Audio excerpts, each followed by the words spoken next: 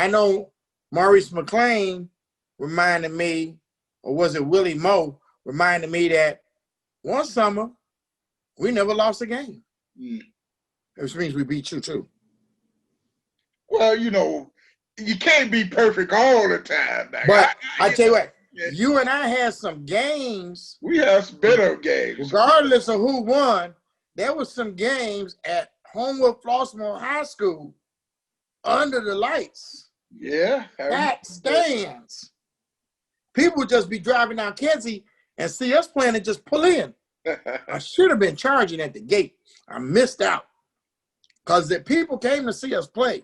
And those were some good games. I even got my wife to come to the game. And she don't come see nobody playing unless her kids is playing. But if I told her, Mike Mayden coming to town, oh yeah, what time the game?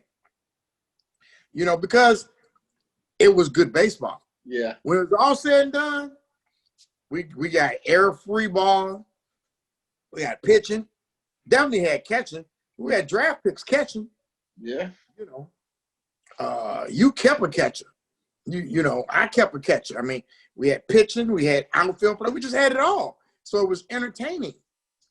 That's you know, you know, as I said once before, we had guys on our bench that could have started for the other teams that we was playing. Right. We had great talent.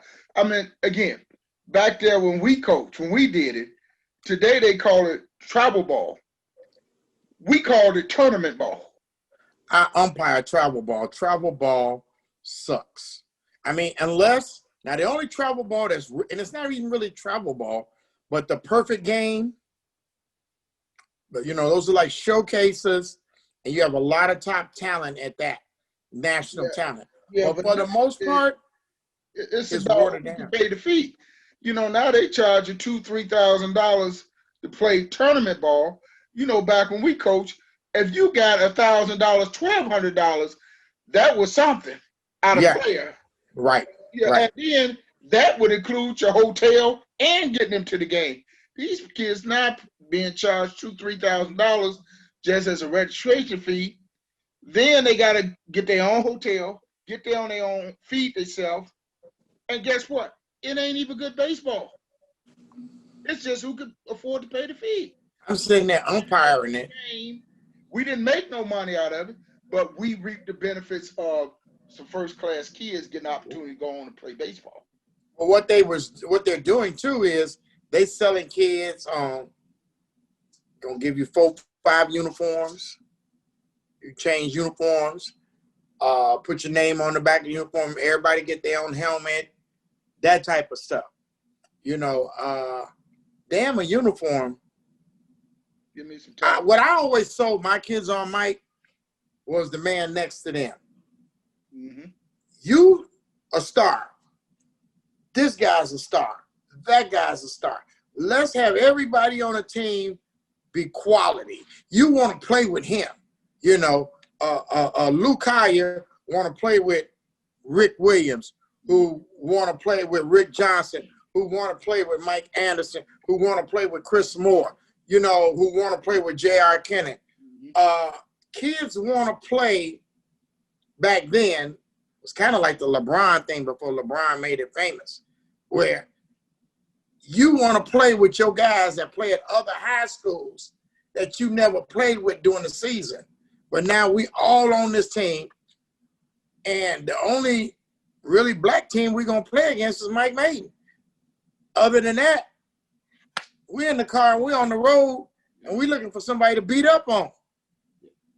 You know, and I always sold them on our team was so good.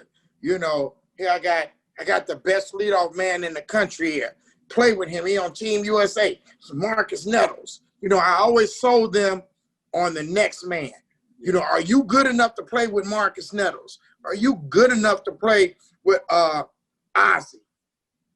You know, with Norberto? You know, because they see them kids, but they on the other team. Now you can be with them. That was what I sold.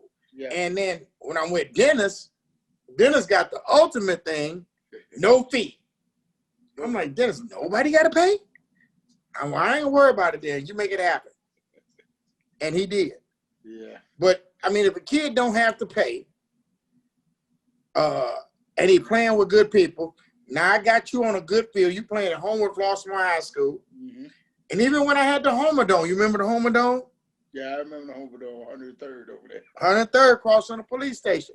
But I always made sure that the field was nice. Yeah. That's what kids want. Now, you never really did the home field thing too much. You played every game on the road, Mike? We were on the road traveling. I mean, coming from the city, you playing on Parker's Field. You didn't get no true high. Oh, I didn't deal with that part. Arlington Heights and Mount Prospect, we were playing on real fields, dugouts, lights. I remember we had one kid, Chungy, from Bowen High School. We went out to Amherst one time for a night game, and he came back and told me, he said, "Man, I ain't never played no night game. I thought I was at Wrigley Field standing out there on the field." I mean, those are the kind of experience that you get from these city guys. Right. I mean, and I was a young coach, maturing and learning about something. I mean, I didn't want to play in the city. I was just content to go out. I had my school bus, our bus, we would travel. Right. Dan, see that, and that was kind of my thing was, well, we was in a league too. We were in the league, the Southeast Suburban League, which was a very good league, at the time. Yeah. So we had those obligations, but those teams were playing on suburban high school fields. So and there was a few lighted ones, and all that. So we were getting that experience. I think your team offered one experience, and my team offered a kind of a different experience, but a good experience. And that's why we had some kids that played on both teams. Yeah. Some, Luke Collier played with me, and played games with you. Kids played on both. Yeah, and it was trying to become my farm team too, because I used to get all y'all plays. Man, stay away from my kids. Y'all hear that? You got some recruit vibes out of this world. Grabbing my kids. That's why I had to keep getting new kids. Yeah, we had some recruit rivalries now. Yeah.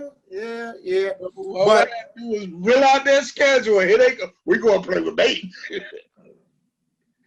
But in the country, we had some good time. But the biggest thing, of course, during that time, being a all inner city team before we became an integrated program, we get on the road and you got all these black kids out here and we playing great baseball. We knocking teams out of tournaments, them and their parents come back watch us play.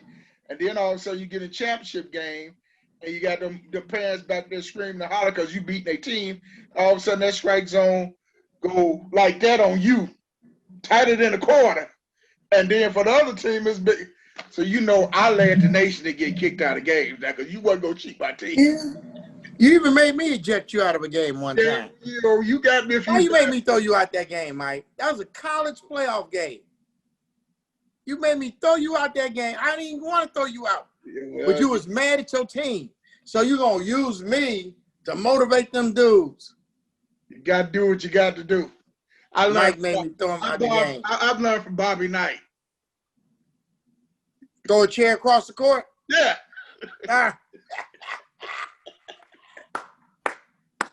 And well, actually, Billy Martin was always my idol now, Yankees manager. So I learned how to get kicked out of the game by watching Billy Martin on TV. He'll get run real quick. Yeah, he had no problem getting run. I learned that.